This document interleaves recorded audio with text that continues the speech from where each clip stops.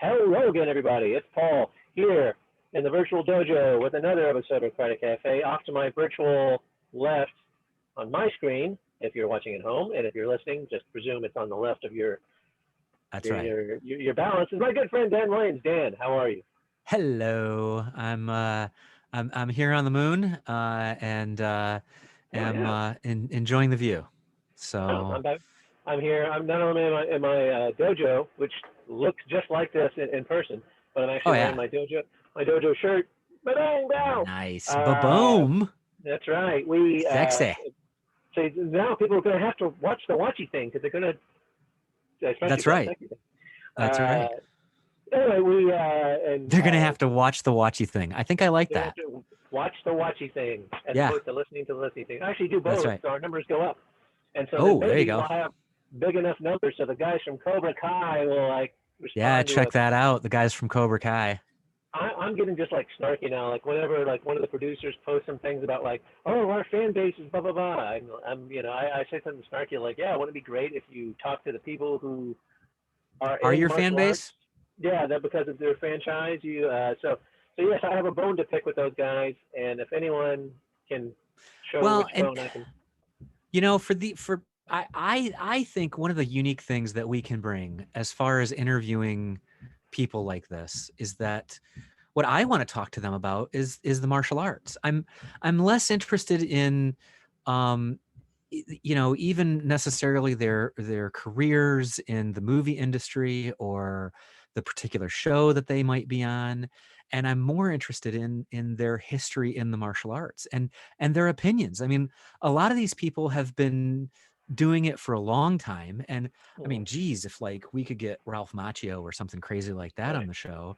Yeah. He has a long history in the martial arts. He's got a career where the martial arts kind of made him. I mean, obviously he's Right. got his own talents and things like that, but I would be really interested to see what his perspective are. But yeah, Yeah. Well, I mean, just for for us as martial artists, like someone like if someone from the Karate Kid franchise, I still call it Karate Kid. I don't, could come on and talk with us, yeah. because as I've mentioned many times in the tweets that apparently no one's watching, and also our tremendous fan base. If you are on the Tweetiverse and you are following Karate Cafe, which I know you are, uh, retweet that stuff. That way we get velocity on Well, that. and But I'll tell you what, here's my big one. My big one would be Robert Downey Jr. And yes, I would, well, of course, Wing Chun and Teach. right. But I mean, again, to talk to him about martial arts and to talk to him Right? about his Yeah. Wing No, Chun no. and his journey in Uh, the you martial know, arts. for people with that are like for Ralph Macchio, clearly, not really a karate man. But to understand that something that he did, for a paycheck Yeah. 30 years ago or whatever, has inspired a ton of our listeners to Oh take yeah, up for martial arts sure. and just fed it in general. But my favorite character from the Karate Kid series, Terry Silver, played by Thomas Ian Griffith, is a martial artist. So yeah, I would love to talk to them about their projects and stuff like that because that will be a Yeah. way to get them on. But I really want to talk to them about being martial artists, Yeah. doing martial arts and how it's affected their life, how they continue training because from the culture side of martial arts and the training side of martial arts, it's like these guys lead busy lives. Yeah, like Robert Downey Jr. kind of busy. Like Clark Gregg, Right. who plays Agent Coulson. I guess he's into BJJ now. Like everybody. And depending on how serious they are, it doesn't really matter. The fact that they have to kind of slot that training in, right? And Right. so it's just an interesting thing. But I mean, we've also got some interviews that we're trying to line up with just martial artists in general to talk about them. We've also been talking to some of our fine peers over in other various and sundry martial arts podcasts to kind of do some cross pollination to just kind of talk to them to prove once again that we're all just having conversations about martial arts. Exactly. And what we're going to talk to today is actually something that's been rounding around my head for a while. We may have touched on it a little bit in the past, but I think it bears repeating because I just heard it on another show. And as I was driving from Arkansas to Texas, and I was catching up on all my martial arts podcasts, there was one from the fine folks at Karate Without Belts, and they were talking about the whole style thing again, Yeah. and about how you like maybe style's dying. And while my close personal friend Ian Mm-hmm. Abernathy does think that maybe styles are going to end and stuff like that, and some other people do, I do not. I take the stance, and here's why. Let Okay, me you tell you. tell me why. I'll tell you why. And then the Because reason why I want to talk I about, have a feeling I'm in agreement with Ian, but yeah, again, I want to talk about this with you, Dan, because as a as Wing Chunista, yep. and a follower of the Chinese, and also, I mean, because you dabble in Salat and some other stuff, Yep. it gets a little less, it gets a little more murky than it does probably Yeah, a from lot more the murky. karate lineage. But I kind of look at this from it's not styles. Well, first off, I think it's kind of a semantic thing, right? So Right. for me, a style is like the big picture. So like karate is a style, kung fu is Is a a style. style. Right. Jujitsu is a style. Even Right. so, um, silat is a style because it looks, what To to an do untrained eye, to an somebody untrained doing eye. two different forms of salat would look Yeah, very similar. right, right. But I Yeah. mean, but if you look at Salat and like judo is a style. Very different. If you look at Yep. judo and Salat or judo and karate, you go, And okay, I think, there's a marked difference between what's going yeah, on. along with So that too, I think you can also take a look at the way people train as well, because right, obviously even the way people train in Silat is going to be different than the way people train in karate right, or yeah. taekwondo or any of that So, stuff. Yeah. so I mean, that's the breakdown. So like, there's the breakdown of like, if you want to go to like from karate to judo, it's like clearly stand Yeah. up, one is lay down or throw down, as the case may be. Um, but if you want to look with, underneath that next layer is I like to call it a system. Okay. It's like how how the how karate is transmitted is the system. Mm-hmm. And then for those of us who are karate people, um, that in Okinawa, where there's basically three major branches. There's Shurite, uh, um, Nahate, and Tamarite globally, right? And so within those, you kind of look at those as branches of the style. I don't know if that breaks a style but then underneath that, like in Shurite, there's Shonru, and within Shonru, there's different systems of Shonru, right? So for me, it's Yeah. like how that flavor is, how that style is transmitted to the branches to the system, you know, is very. I think it's pretty distinct, and I'm sure like when we talk about Wing Chun or Kung Fu, it's going to be. But I mean, I think that like just we're all wearing pajamas, we're all doing punching, kicking, we're all doing essentially the same kata, uh, and that goes across like even like when you branch over to Japanese karate and Korean karate and whatnot. Whenever you're still using the same sort of basic moves, right?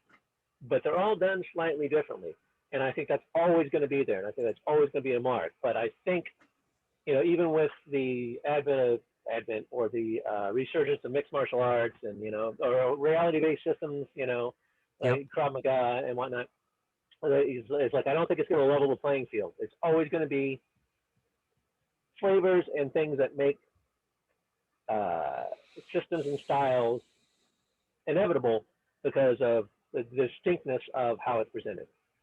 Yeah. I, pres- I rest my case. So I think you're right. I think that a lot of this is semantics, and it comes to like personal definitions of what you think. So um to me, if you sort of I think of uh is a graveyard where no one's buried still a graveyard? What if one person is buried there? Is that a graveyard then? That's And deep. and so is a style that no one practices a style?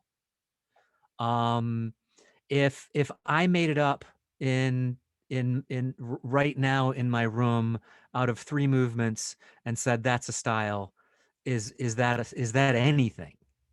And I would say no, right? So really what it comes down to is, and it's a very gray area of, it's a matter of consensus among enough people, right? So it used to be that, somewhere on the planet at some time there was only one martial art, right? And Me hitting you. right, me hitting you, rock to head. And Now as that's kabuto. That's weapons. That's a whole different thing. right, that's a whole nother thing. Um, as So people two. developed these, they started to, as you said, branch out. And I think you can see that very commonly from my history anyway, in both Kung Fu and Silat, is a lot of these branched out from family styles. One of the styles that I studied for a long time was Jargar. And that is it's what is it? It's the style of the Zhao family, right? And it became popular enough that it kind of grew into a style. But when it was originally being practiced, it was literally a family style that was taught to other family members. And then as family members kind of started teaching others and started teaching others, it just kind of naturally grew into its own thing. So it's when you get to the point of where you say, well, what is that transition point, or when does a what did you call them, a style and System a or style and a branch. system, right? So when does a system become a style, and when does a style go back to a system? And all Right. this stuff is all very human defined variables, right? We just Yeah. kind of go, I think it's big enough to be called this now, and Right. that's what you I mean, call yeah, it. well, because I mean, depending on who you talk to and what history you want to believe and yada yada yada. Like Brazilian jiu-jitsu, you know, didn't start out as jiu-jitsu. It started out as judo, right? And then they did whatever. But I mean, Right. judo came from jiu-jitsu, and I'm sure there's probably jiu-jitsu geeks right now. Oh yeah, well watch Or this. I'm gonna you tell know, him. no, actually, but the story I've heard more often is a Yeah. judo guy, an old school judo guy, was in Brazil or whatever and taught the Gracie family, and then it kind of morphed into to what it is now. Um, and and so is that a branch of judo, or is it a branch of jujitsu? Right. It's not, because I mean, Japanese jujitsu looks pretty different. Well, looks markedly different than Brazilian jiu-jitsu. From what Yeah. I've seen. I mean, I'm not by far. Anyone who knows can absolutely comment on the Facebook page. That'd be super duper awesome. Or send us an email or whatever. See how I'm doing that? Starting that Yeah. conversation. Nice. Nice. Um, so I mean, whatever that and then of course, then how far do you want to go back is also kind of a thing, because then and I know that there are Okinawan karate geeks, heretofore known as karate, are right now going like, well, actually, it came from this blah blah blah China. Yeah, okay, right. Right. It's like, it's how far do you want to go back? I get that. So but like you say, at the beginning there was two. There was hitting somebody with your fist, hitting somebody with a rock or a stick. Right. So karate and kabuto. That's it. Right. So Right. again, Now, all right. stolen from the Okinawans. So That, when the when the of course. when the primordial Okinawans first invented punching somebody and hitting somebody with a stick, That's right. thereby creating karate and kabuto Nobody's outlaw. discovered that at the same. Yeah, no, and then the Chinese stole it and whatnot. I don't want to talk about it. It's a sore point for a lot of people. Right. Um, Well, but and I mean, just that example is like how pointless that argument is, you know? right, again, because Yeah. as we've said many times, there's only so many ways to punch and kick. There's only so many ways to move. Yeah. Some people chose to look at some things more closely than others, and so you could say it's all marketing, right? Like in the beginning, it was marketing. Like the famous story about Shojo Miyagi, when he created Goju, he didn't actually name it until people started asking him what the name was. Same thing with I didn't know Shotokan. that story. That's funny. It was just karate. It was nahate. It's just what he did. And then Yep. when Funakoshi came over, I think they were wanting him to name his thing, and so his pen name was Shoto, so it became the way of Shotokan, right? Well, and So that's the or family styles, you know. That's right, how the family style started, and it's kind of like, well, what do you call this thing? It's Bob's martial art. Why do you call it Bob's martial art? Because Bob's the one that's teaching right. me. Oh, But okay. like over in your world, You know, there's like northern kung fu and southern kung fu, and then Oh like yeah. underneath that, there's and then there's Yep. like three different kinds of tai chi, and and so, but it's where like tai chi and kung fu, like it's a Chinese martial art. It's you know, is it kung fu? I've heard people call tai chi kung fu. I've heard people go like, no, tai chi is not kung fu. But then, like, then Right. so then is kung fu a style? And if so, then the branches there's yin style and yang style, right? And then Well, underneath that there's yeah. all the And a lot of variations. people get into the pedantic translation. I mean, Right. kung fu is technically something that anything that you train in to become a master of. So if you are becoming a master craftsman in any skill, then you are a kung fu artist. The Ooh. correct technical term is wushu, which would translate more appropriately to martial art. So This now we this get martial art moment into, brought to you by Karate Cafe. right? So now we get I into, knew I could well, get this out of you. yeah, the westernization of the term kung fu comes from how like Bruce Lee used it and things like that, and it just became part of the Western culture to umbrella No everything lexicon, that yeah. came out of China as kung fu. Right. And you ask yourself, is Tai Chi kung fu or not? Well, sure, if you're practicing it to attempt it over a lifetime to become a master in it, then yes, it is. So it's again, it's kind of a nonsensical argument at the base of it. Right. And then so just popped in my head. So like you've got arts like savate in France, right? It's Yeah, kickboxing, right. you know, and but they wear boxing gloves, and so boxing is But a style yes, clearly, and like kickboxing is a style. So is savate a style of kickboxing, or because I think kickboxing kind of actually came out of arguably kind well, of came out of martial arts, kind of ending up in the West, karate and whatnot and ending then up in you've the West. got the broader category of martial sports, right? So that would include fencing, and Right. that would include MMA, and that would Right. include all of the other quote unquote, Greco-Roman wrestling and all that Right. stuff. Pancreation almost So said, yeah. are those a group? Sure, why not? let's dump those into a group too. Yeah, yeah, it's trying to find the end point. I think was, and that's sort of the goal for me is when people go like style is dead because now we're all on YouTube and watching videos and people are incorporating stuff into their curriculum Ah, and yada yada yada. It's like, well, okay, they're incorporating stuff into the curriculum. They're changing the way they teach what they have been doing or their yeah, foundation or whatever. They're adding stuff to it, but they're not creating something new. They're not making a whole new style per se. You know, if it's a mismatch, because like for me, your system really should be in alignment. Like everything, arguably, and my argument for my system, Matsumoto hmm, Seiko slash Genshin Khan, depending on who you talk to, um, it all should look the same. Like nothing, like none of our katas are like kind of off. Like suddenly we're rolling around on the ground, or like we're suddenly doing a whole bunch of high kicking, or like suddenly we're just staying. There's it all kind of seamlessly goes together.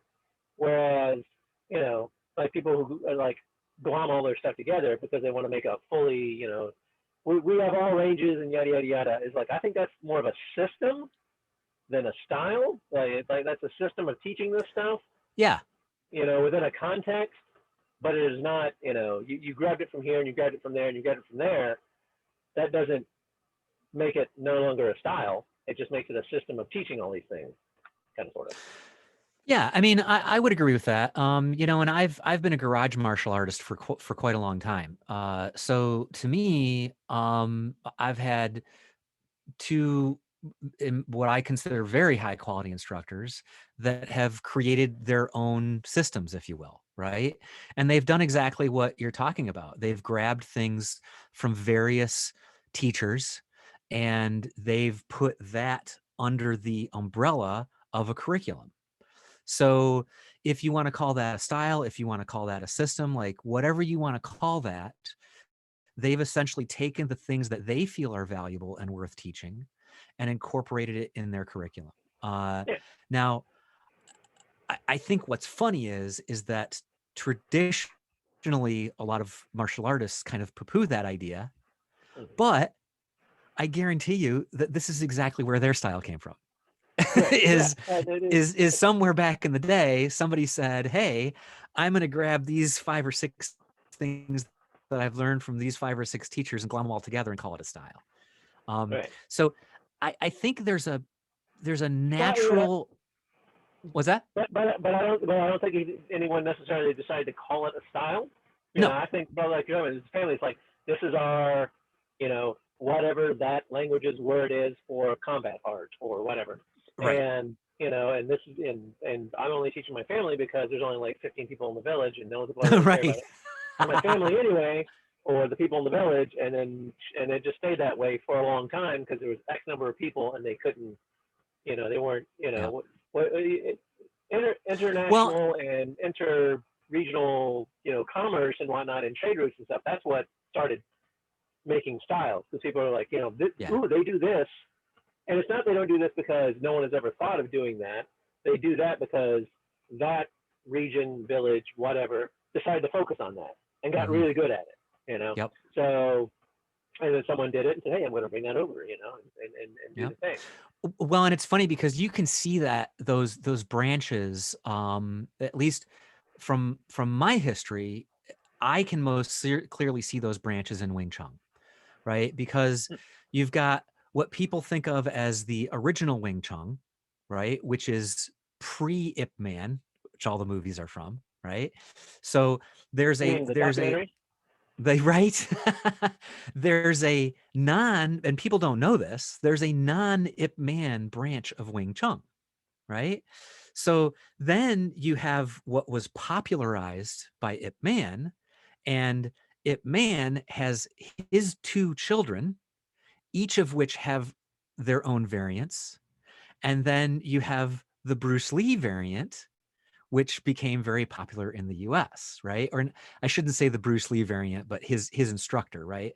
So it's that kind of thing where, and of course, politics are battling because the one thing that a lot of people, when they become very concerned about finances and legacy, they want to keep you under their umbrella, right? Because if they keep you under their umbrella, you owe them something, right? If I Right. go off and make my own style, I don't owe you anything. But Mm-hmm. if I use your name for marketing, if I use your name to get in students, if I use what you've taught me and I keep the name the same, then I owe you something. And Right. that's a lot of motivation for people to keep you under their umbrella.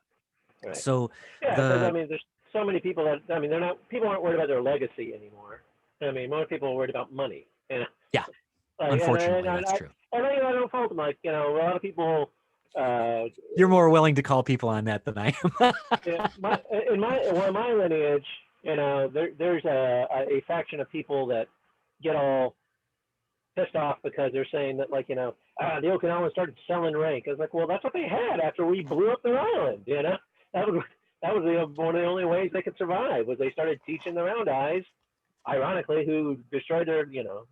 I understand Yeah, there's it's a a walk a horrible mile in their fact that, shoes kind of thing, right? yeah, and so it's like, well, all right, and you know, uh, traditionally, from what I understand, rank didn't really mean that much to them. So they're like, yeah, sure, GI, here's a shut on, give me $100 because now we can eat Right. for 2 months off that or whatever, and so that's kind of that part of like they stopped worrying, and I cushion all this by saying like watching like the YouTube series Sensei by Chris Wilson, no No no affiliation. relation. Yeah, no relation. He did this. He's doing this whole series. He's going back and he's interviewing all these old masters in Okinawa. I talked about him with various interviews before, and it's awesome because all these guys. I mean, there was a dude who's like 90 years old and he's still training, right? And so he's talking about training, essentially 100 years ago, how he trained, and is not like it is now. But there's a progression, and they're totally cool with it. But that's kind of what they were talking about. Was like, they just started teaching because that's kind of what they needed to do to survive, Yeah, I and mean, it's So kind of that brings to me to well, pretty much the topic, right? So do styles die, and are styles dying? And I I have a tendency to say yes and no, right? So here's the thing is that if something is well documented enough, right? So let's say and in the modern world, it's easier to do this.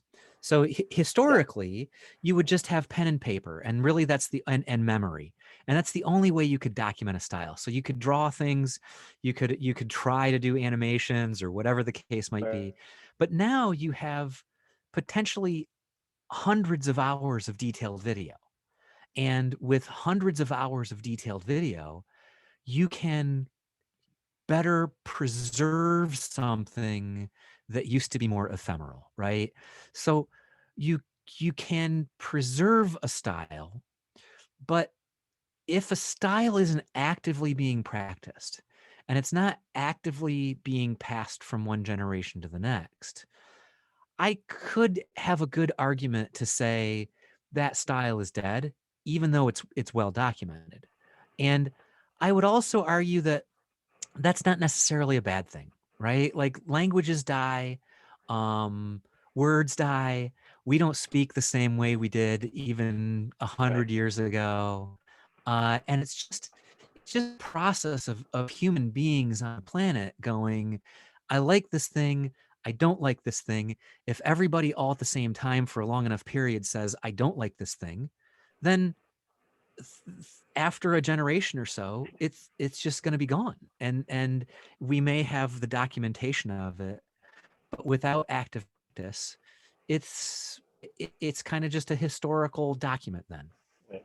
And so here's an interesting spin that I've been kind of noodling around in my head, and this is where I'm you know I'm not afraid to like step on some toes with my honesty. I was just talking with a fellow podcaster last night, about you know not tearing people down, and I agree. I don't believe when I watch a video and I look someone, I'm like, ugh, yeah, or whatever. For me, I may be that great, but um, but one thing I think I have noted many times on this show to my students and any other martial artists I've dealt with is being honest. Like, just being honest with Yes, yourself. I think So that's a so key. on that tip, that's one of the things that I'm noticing or that I've noted, including my close personal friend Ian Abernathy, who I hope will still be my personal friend after I say this. A lot of people that are parroting this are in our group like practical karate guys. Right, and this is where with all due respect, I say maybe one of the reasons why they're doing this is because a large number of these guys all come from Korean and Japanese-based systems. Yep. The flame wars begin. They're all, but they're all pointing to Okinawa and going like, well, this is what the guys did in Okinawa. This is what they're saying it is, and this is what they're doing. And so they're basing a lot of their stuff on that, but they're not changing their system. They're not like, hey, I'm going to go join an Okinawan dojo, or hey, I'm going to go study Shorin-do or Goju-do or whatever. They're just Yeah. incorporating these things into their current base of knowledge, what they have, what they learned Hmm. in Shotokan, what they learned in Taekwondo, Tangsudo, Wado, whatever. They're incorporating all this stuff, and so they're hanging on to what they did, they're incorporating this new stuff, but they're pointing back in another direction. And so they're Yeah. saying, well, there's no more style because we're taking this stuff from Okinawa where it all came from. Well, where all karate came from, and we realized it got missed somewhere on the way. It wasn't documented. It didn't get transmitted. It didn't whatever. Blah blah blah blah. But now they can still point back to documented stuff because karate, kind of as we know it, has really only really kind of blown up. Like is modern, right? Like in the last 100 years or whatever. So depending on how far you want to go back. And so now there are pictures, there are books that have been written. There's various quality films and videos that have come up to this point to where they can look back at the guys who really sort of formulated the karate that became Shotokan and Wado and Tangso and whatnot, and they can say, look, this is what it did, and they don't maybe necessarily delve into the context, which I think is super important. Uh, and now they're incorporating it in it, and they're going to say like, well, no, there's no style because we're all doing the same thing. We're taking it back to the original roots, but they're not claiming those original roots. So I think it's a little Mm-hmm. bit of like I don't want to, for lack of a better term, it's not they don't want to say except for like maybe their particular systems. Like I know Shotokan guys that are like all like screw Shotokan because they won't let us cross train with anybody and blah blah blah blah blah. And so they leave their federation and they go start their own thing, or they go join a more practical minded whatever Tang Sudo guys and Taekwondo guys, same thing. You Yeah. know, scratch your Krav Maga instructor, and I guarantee you're going to find a Tang Sudo Taekwondo instructor. Um, this is honest. This is Yeah. prove me wrong. Yeah. But And anyway, it, and so I think that's part of the problem with them shaking up the style thing because they don't, if they stay in their little world, which I guess maybe they're calling it as a style, they feel limited. So they're branching out and saying there's no styles and we can do anything we want from anywhere we want, which is absolutely true. But they need to, I think they still need to acknowledge that it didn't come from what they're doing. It came from somewhere else because it is markedly different than what you're doing. So you still have to say, yeah. I took the sticky hand stuff from, even though karate has a sticky hands thing, which probably came from China anyway, you know, Yep. you got to admit where you got it from. They stole it from their Well, family. yeah, and this is, I mean, I think it's important that people understand, like, I prefer to have ideas rather than beliefs because ideas can be changed. Beliefs are a lot harder to change. So if you understand the idea behind a thing, if you know why you're doing the sticky hands drill and what it's for, um, its its relevance, its historical relevance is less significant, and thus you don't you don't really feel the need to have any deception about it, I guess. You don't really feel the need to say, well, oh, I made this thing up versus, oh no, I got it from over here or I got it from over there or whatever the case might be.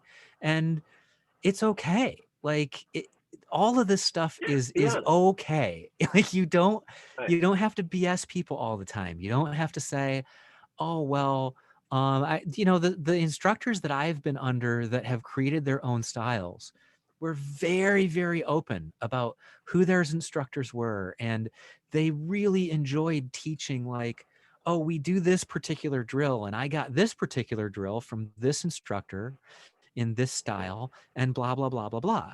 And they don't say that because they're trying to convince you that it's legitimate. They're saying that because the historical stuff is a part of martial arts, and it's good that it's a part of martial arts. So I think Right. you kind of hit the nail on the head of, if you're just honest about this stuff, then you know it's easier. Nobody's going to call you out on anything, and somebody's going to say, hey, I saw that sticky hand stuff in Wing Chun, and isn't that the same thing? Oh no, no, we do it a little bit differently, and so we call it something differently, and it's totally new, and we Correct. made it up. You Like, know, I I actually have more respect for school. Like I'll as I travel around this great land of ours, and I go to schools, and I click on their stuff, and they'll have their programs, and like they'll have like kids martial arts, and then like adult martial arts, and then they'll have like Krav Maga or Brazilian Jiu Jitsu. It's like they're not claiming like, hey, we're teaching some super incorporated art that right. came from an ancient scroll that got passed down by a hobo, in Zimbabwe. It's they're uh, saying like like we really it's like it's probably a business decision. they, yeah, they went and said like, hey, we can attract more people in if we're doing Brazilian Jiu Jitsu because that's hot right now, or Krav Maga because that's hot right now, yeah, and they go do it, and that's a whole other thing that we've talked about in the past. But they're also just like they're making it very clear that some of them just like they contracted a Brazilian Jiu Jitsu instructor guy to come in and teach classes, yeah. and they split the profits, but they're not trying to say Well, it's an integrated. So, but and that's that's a style and yeah. style in the same school, right? Yeah, and that's the other thing I've seen is like you say, getting on the hottest thing.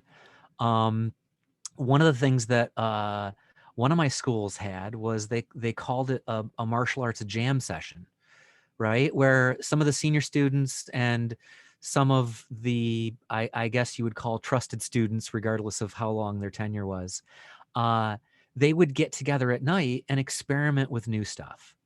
And nobody was advertising it as, I am a master of this thing and I'm going to teach you this thing.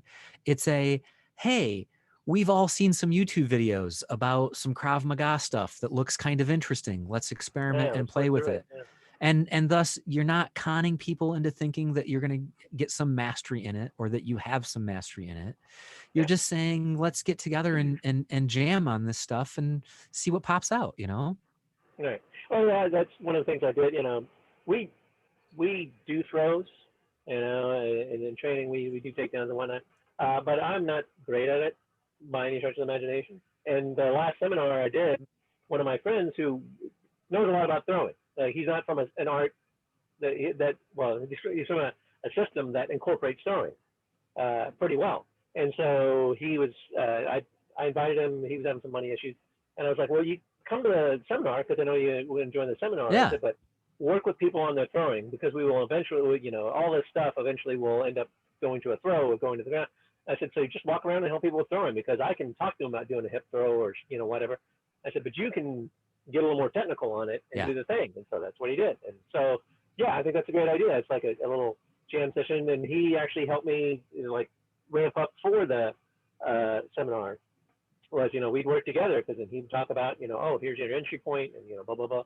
Yeah. So but that doesn't again that doesn't take away from the style. That's just being honest of like Right. Exactly. You know? yeah, I can do throws, but they're not that great. But that guy does really good throws. So I would show him whatever the technique we were talking about for the application or Yeah. whatever. And I say, no, it goes into a throw. I said, oh, yeah. And then grab homeboy over here and he can really show you how to make that throw better.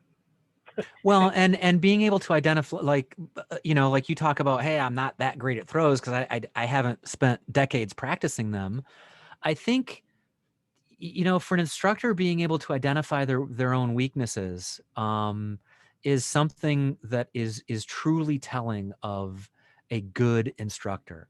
And someone that says, I'm great at everything, that to me is a big red flag. So I don't know. I think that at the bottom line, it's being honest with yourself, it's being honest with your students, and just Yeah. knowing that all of this stuff about styles and curriculums, and it just flows like a river, Yeah. and it's Be gonna like water. yes, it's just gonna keep moving, and it's gonna keep moving through history, and it's gonna evolve, and it's all okay. Like, nobody should panic. I Right. love I Right. love that people are documenting this stuff, because like read a book a while ago that was a compilation of traditional Chinese manuals for martial arts, and that was fun to read through. So for historic Yeah. purposes, I'm glad that a lot of this is being documented. At the same time, I don't know that I lament that much that a style could be dying or something because nobody's practicing it anymore. Because there's probably a reason nobody's practicing it anymore. It's just not very attractive. Right. So Right. That's as much as I like to poke fun at my Taekwondo brethren and sister, and it's like yes, it, a 720 spinning back heel flying kick, probably not very practical, but it worked for somebody at some point. yes, and it's fun, and So maybe the you know, maybe, and, and it's fun, and it's maybe the fun. reason that it works is it works because somebody else sees it and goes, "Ooh, I want to do that," and you pull another student in, and you get Right. somebody interested. So Right. So I think that styles will, or I guess to put a pin in this because I got to go do actual work. Is let's yep. be honest. Let's keep it all in context and stuff like that. But then it's I don't think styles and systems etc. are going to die because if nothing else, it's going to be marketing. It's going to be a reason to separate people out from the pack in the Mm-hmm. modern world. But also because really at the end of the day, I mean, when you look at it, stuff doesn't look the same. So I think that systems and styles will still be there, if for no other reason than trained martial artists will be seeking stuff out, and we'll be calling it out by name for Yeah. I ad guess infinitum. I guess my final thoughts are, um, maybe styles won't die, but I think there'll be a lot of styles that aren't alive anymore. So that's kind of maybe they'll be zombie styles. I don't know what to call them, but yeah. Yeah, I agree. Well, cool. That was a spirited debate, and please feel free to direct your flames to the Facebook page or Twitter, or email us at cardiacafe@gmail.com, and let us know what you think. Again, we'll be putting the audio version that you're listening to right now up as the video version, so you can see our lovely faces and Dan's cool new mic. You got to pull it out. Yeah. It's there. Let's see. Well, yeah, move it It's closer. there, right there. The ghost It's my mic. Yeti. There It's my it new is. Yeti Blue. Woohoo! Then we're all getting with that Sweet Feet podcast money. That's right. Anyway, yeah. So Dan, always good to talk to you. Always good to talk to you. Super fun. And we'll be talking to you all again and looking at you, or you're looking at us very soon.